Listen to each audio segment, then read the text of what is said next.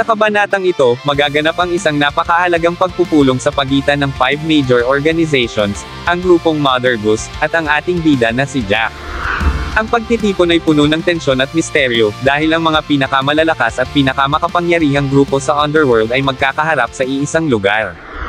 Subalit, sa hindi inaasahang pangyayari, biglang mapapasama ang isa pang malakas at kilabot na organisasyon, ang Sentinel. Dalawa lamang ang dumating mula sa kanilang hanay, ngunit sapat na ang presensya ng matandang lalaki upang magdulot ng kilabot at kaba sa lahat ng naroon. Ang kanyang awtoridad at nakatatakot na reputasyon ay nagbigay ng bigat sa sitwasyon, na para bang may paparating na mas malaking gulo. Ngayon, ang tanong, ano ang dahilan ng pagdalo ng Sentinel sa pagpupulong na ito? Ano ang tunay nilang pakay? Ito ang tatalakayin ko ngayon, kaya kung handa ka na, Teren, at simulan na natin. What's up mga Koops, Manga Moto nagbabalik.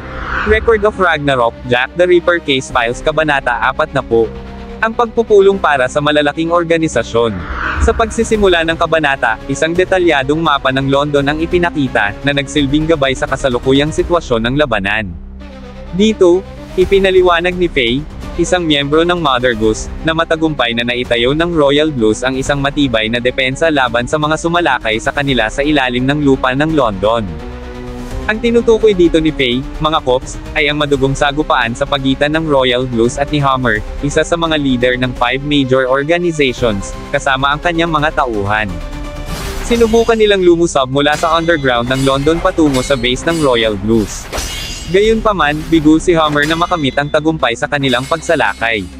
Sa kabila ng matinding labanan, hindi ipinakita ang bangkay ni Hammer, kaya't nagkaroon ng malawakang espekulasyon na maaaring nakaligtas siya sa sagupaan, bagamat walang malinaw na ebidensya ang nagpapatunay nito. Dahil sa kabiguang iyon, ipinaliwanag ni Faye na may natitirang isang paraan na lamang ang kanilang alyansa upang maiwasan ang ganap na pagkatalo. Gayunpaman, ang hakbang na ito ay napakadelikado at nangangailangan ng malaking sakripisyo mula sa bawat isa. Sa kasalukuyan, tahimik ang lahat habang nagmumuni-muni sa susunod nilang galaw. Ang bigat ng sitwasyon ay ramdam sa bawat sulok, na tila nagpapahiwatig ng nalalapit na desisyong maaaring magbago sa takbo ng kanilang pakikibaka. Mahalaga ring tandaan na ang Mother Goose ay binubuo ng mga mahuhusay at makapangyarihang mandirigma, kabilang na si Jack at ang kanilang mga alyado mula sa 5 major organizations. Subalit, sa kabila ng kanilang lakas at kakayahan, bakit tila hindi ito sapat? Pagpapatuloy ni Faye, bagamat may matagal ng hidwaan sa pagitan ng Mother Goose, si Jack, at ng 5 major organizations, nagkaroon ng pansamantalang tigil-bakbakan sa kanilang kampo. Sa harap ng isang mas malaki at mas mabagsik na kaaway, napagdesisyonan nilang magtulungan upang mapanatili ang kanilang kaligtasan. Sa gitna ng mabigat na usapan, isang malakas na tunog ang gamulat sa lahat ng isang kamay ang biglang bumagsak sa ibabaw ng lamesa. Si Mooney, isa sa mga miyembro ng Mother Goose, ang may gawa nito. Ramdam ang matinding emosyon sa kanyang kilos at pananalita habang galit niyang sinabi kay Noah na hindi niya matatanggap ang pakikipag-alyansa sa 5 major organizations. Naniniwala siyang may sapat silang kakayahan upang ipanalo ang digmaan kahit na hindi sila humingi ng tulong mula sa dating kaaway. Ngunit ang tunay na dahilan ng galit ni Mooney ay ang presensya ng isa sa mga leader ng 5 major organizations, ang grupong dumakip sa kanilang kasamahan na si Gina. Bukod pa rito, kasama rin nila si Jack, ang taong pumatay kay Humpty Dumpty. Para kay Mooney, hindi dapat pinapalampas ang pagkakataong ito, dapat lamang patayin sa oras na iyon ang dalawa. Hindi maitatanggi ang nagliliyab niyang puot at matinding pagtutol sa nabubuong alyansa. Dahil sa matatalim na salitang binitiwan ni Mooney, unti-unting nadama ang pagtaas ng tensyon sa loob ng silid. Ang iba pang miyembro ng Mother Goose ay nagsimulang magalit at magduda, dahil may katwiran naman si Mooney sa kanyang mga pahayag. Habang lumalaki ang tensyon, si Piman, sa kabila ng sitwasyon, ay nanatiling kalmado. Subalit, hindi ganoon ang kanyang mga tauhan, nakahanda na sila sa anumang maaaring mangyari. Samantala, si Jack, ang ating bida, ay tila walang pakialam sa nagaganap na pagtatalo sa paligid. Walang bakas ng takot sa kanyang kilos, bagkus ay kalmado siyang kumakain ng cake at umiinom ng kanyang paboritong tsaa. Para bang hindi niya alintana ang panganib sa kanyang paligid. Tila ba ang takot mismo ay lumisan na sa kanyang pagkatao. Dumagundong muli ang tinig ni Mooney, mas galit na ngayon, habang itinuturo si Jack. Hindi niya matanggap na ang taong ito, na tila walang ibang inatupag kundi ang pagkain ng masasarap na pagkain, ay naroon pa rin kasama nila. Ang kanyang galit ay lalo pang nadagdagan nang mapansin niyang si Jack lamang ang tila nag-e-enjoy sa sitwasyon. Sa puntong ito, kinailangang pigilan ni Noah si Mooney bago pa lumala ang sitwasyon. Matigas niyang ipinaalala kay Mooney na ang alyansa sa 5 major organizations at kay Jack ay pansamantala lamang. Ang tunay nilang kalaban ay isang puwersang mas malaki at mas makapangyarihan kaysa sa kanilang lahat, ang Royal Blues. Sa kabila ng lahat, nanatiling mabigat ang hangin sa paligid. Hindi pa rin nawawala ang tensyon, at ang anumang maling kilos ay maaaring magdulot ng isang panibagong sagupaan sa pagitan ng mga dating magkaaway na pansamantalang nagbuklod para sa isang mas malaking laban.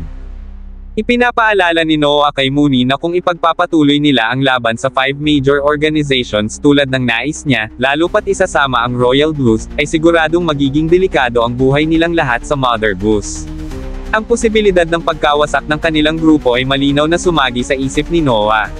Napagtanto rin niya na sa kasalukuyang sitwasyon nila, ang 3 sagradong artifact ang nagiging sentro ng kanilang laban. Habang nagsasalita si Noah, nakatitig siya kay Jack at binanggit ang isa sa mga pinakamahalaga at pinakamisteryosong artifact sa London, ang Holy Grail. Ipinaliwanag ni Noah na ang Holy Grail, na pinaniniwala ang kopitang ginamit ni Jesus sa huling hapunan, ay hindi lamang sagrado kundi puno rin ng kasaysayan at misteryo. Ang relikang ito ay itinuturing na isa sa pinakamahalagang kayamanan sa mundo. Gayunpaman, bukod sa pagiging banal, ito rin ang isa sa pinakamahirap hanapin at pangalagaan sa London. Ngunit ngayon, ang napakahirap mahanap na Holy Grail ay nasa kamay ng kanilang magiging kaalyado ngayon na si Jack. Napaisip ng malalim si Noah. Kung papatayin niya si Jack ngayon, hindi niya makukuha ang Holy Grail dahil itinago ito ni Jack sa hindi alam na lokasyon. Ngunit kung hindi niya papatayin si Jack, mananatiling ligtas sina Gina at Luna mula sa 5 major organizations dahil hindi sila pwedeng galawin hanggat hawak ni Jack ang Holy Grail. Sa madaling salita, basta't walang gagalaw kay Jack, mananatiling kontrolado ang sitwasyon. Habang nag-iisip si Noah, si Jack naman ay tila nag-e-enjoy lamang sa pag-inom ng kanyang tsaa. Si Mooney, sa kabilang banda, ay gigil na gigil kay Jack. Sa sobrang galit, sinipa niya ng ubod ng lakas ang isang bariles ng alak. Ngunit biglang natigilan si Mooney nang marinig ang tinig ng isang lalaking nagsabi, "Huwag kang mabahala." Kasabay nito, may alak na ibinuhos sa isang baso. Ang lalaki pala ay si Monk, na kalmadong sumali sa usapan. Wika ni Monk, sa ngayon, ang Royal Blues ang pangunahing prioridad niya. Ngunit kapag tapos na ang digmaang ito, mag-uumpisa siyang maghiganti. Matindi ang tingin niya kay Jack habang binibigkas ang mga salitang ito. Kumalma si Mooney sa narinig, at si Poggy ay napangiti. Tinitigan rin ni Jack si Monk at walang takot na sumagot, "Maghihintay lang ako." Napatingin si Jack sa orasan at nasabi niya, dumating na ang tamang oras. Napaisip si Faye sa sinabi ni Jack. Bigla namang idineklara ng ating bida, may inihanda daw siyang sorpresa para sa lahat. Sa eksaktong sandaling iyon, dumating ang agent ng Sentinel na si Crimson Widow, na dire-diretso sa kanilang mesa. Napansin ni Jack na may kakaibang nangyayari, ngunit bago pa man niya may tanong kung ano iyon, isang matandang tinig ang narinig nila mula sa labas ng silid. "Paumanhin kung masyadong maliit ang inyong pintuan para sa akin," wika ng tinig, na puno ng awtoridad at bahagyang may bahid ng panunuya. Pagkatapos ay pumasok ang isang matandang lalaki, may matikas na presensya at hindi pangkaraniwang tindig, na tila nag-uumapo sa tiwala sa sarili. Nang magsalita siya, ang kanyang boses ay malakas at buo, puno ng yabang at pananalig sa sariling kakayahan. Ang mga basura sa London ay madaling magliyab, wika niya, na mistulang isang babala ngunit may halong panlalait. Sa mabilis niyang pagtingin sa paligid, napansin niyang tila nauubusan na ng lakas ang mga tao sa loob ng silid, animoy pagod na pagod at halos mawala ng kakayahang lumaban o magprotesta. Ang kanyang presensya ay naging higit pang nakakabahala, dahil malinaw na hindi siya basta ordinaryong tao. Nagulantang ang lahat sa pagdating ng taong ito. Ang bawat miyembro ng Mother Goose ay napatayo, hindi makapaniwala sa kanilang nakikita. Sina Faye, Noah, at Wake ay namutla at napuno ng kaba. Sa harap nila ngayon ay ang direktor ng Sentinel Organization, ang kilabot na tinaguri ang Dreadnought, si Grant K. George. Agad na tinanong ni Piman kung bakit naruroon ang tinaguri ang kilabot ng Sentinel na si Tatang George. Napalingon si Tatang George kay Piman, at biglang tumawa ng ubod ng lakas. Kasabay nito'y sinabi niyang hindi nagbago si Piman, talagang napakaingat pa rin nitong kumilos. Hindi nagaksaya ng oras si Noah at mabilis na tinanong si Jack kung ano ang ibig sabihin ng pagdating ng mga Sentinel sa kanilang pagpupulong. Ipinaliwanag ni Jack na ang tanging inanyayahan niya ay si Crimson Widow lamang at wala siyang ideya kung sino ang matandang lalaking kasama nito. Dagdag pa niya, wala siyang kaalaman tungkol sa mga kilalang tao mula sa gobyerno. Habang hindi kilala ni Jack si Tatang George, kabaligtaran naman ito kay Wake. Ayon kay Wake, si Tatang George ang pinuno ng misteryosong organisasyon ng pamahalaan na tinatawag na Sentinel. Si Tatang George ang nag-iisang tao na lantad ang pagkakakilanlan sa buong mundo bago pa man mabuo ang Sentinel. Siya rin ang nag-iisang lalaking may lakas ng loob na magsimula ng labanan laban sa Underworld. Kilala si Tatang George bilang Dreadnought noong kabataan niya, at siya ang pinakamalakas na lalaki sa kaharian ng Britanya. Para kay Wake, si Tatang George ay hindi isang tao kundi isang halimaw na nagtataglay ng pambihirang lakas. Namangha si Jack sa mga narinig niya tungkol kay Tatang George, habang ang matanda ay tuloy lang sa kanyang malakas na pagtawa. Sa gitna ng halakhak, pabirong sinabi ni Tatang George na nahihiya siya sa kanilang lahat dahil sa sobra-sobrang papuring tinanggap niya. Ngunit biglang sumingit si Piman sa usapan, diretsahang sinabi kay Tatang George na tigilan na ang pagpapanggap. Tinanong niya kung ano ba talaga ang dahilan ng pagpunta nito sa kanilang pagpupulong. Dito na naging seryoso si Tatang George. Biglang nagbago ang kanyang ekspresyon at, sa ikinagulat ng lahat, bumagsak ang kanyang mga tuhod sa sahig. Nanlaki ang kanilang mga mata sa nakita at narinig, ang pinuno ng Sentinel, ang kinatatakutan at nirerespeto ng buong mundo, ay nakikiusap sa kanila. Hiniling niya na tulungan siya upang mailigtas ang mundo mula sa nagbabantang malaking panganib na paparating. Sa pag-amin ni Tatang George, malinaw na mukhang magiging bahagi ng alyansa ang Sentinel. Kung magsasanib puwersa ang mga pinakamalalakas na organisasyon, malinaw na makakabuo sila ng matinding lakas. Ngunit sapat na kaya ito upang harapin ang paparating na panganib?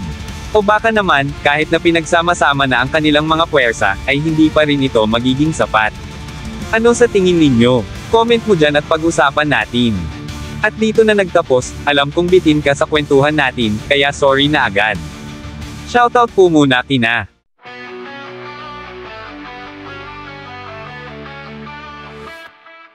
sa bawat pahinga, sinadyan, pusis kang kasaysayan, sa kanyang tangan, mga moto, ikaw ang gabay, sa laban ng Diyos at tao, tagumpay ang taglay. Ang kanyang tinig, di maglalaho, kahit matapos ang lahat ng mga kwento. Mga moto, nag-aapoy sa diwa, naglalagala ng kwento ng bawat isa. Sa Ragnarok, siya'y dagdapang sa laysay, sa laban ng mortal at Diyos ang huling pagkilay.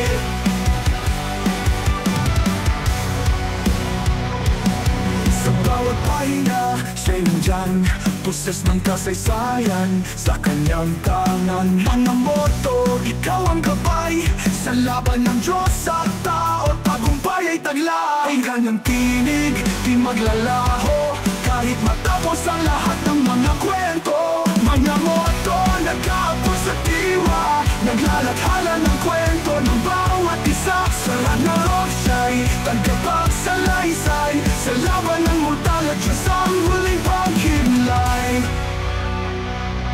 Sa init ng digmaan, siya'y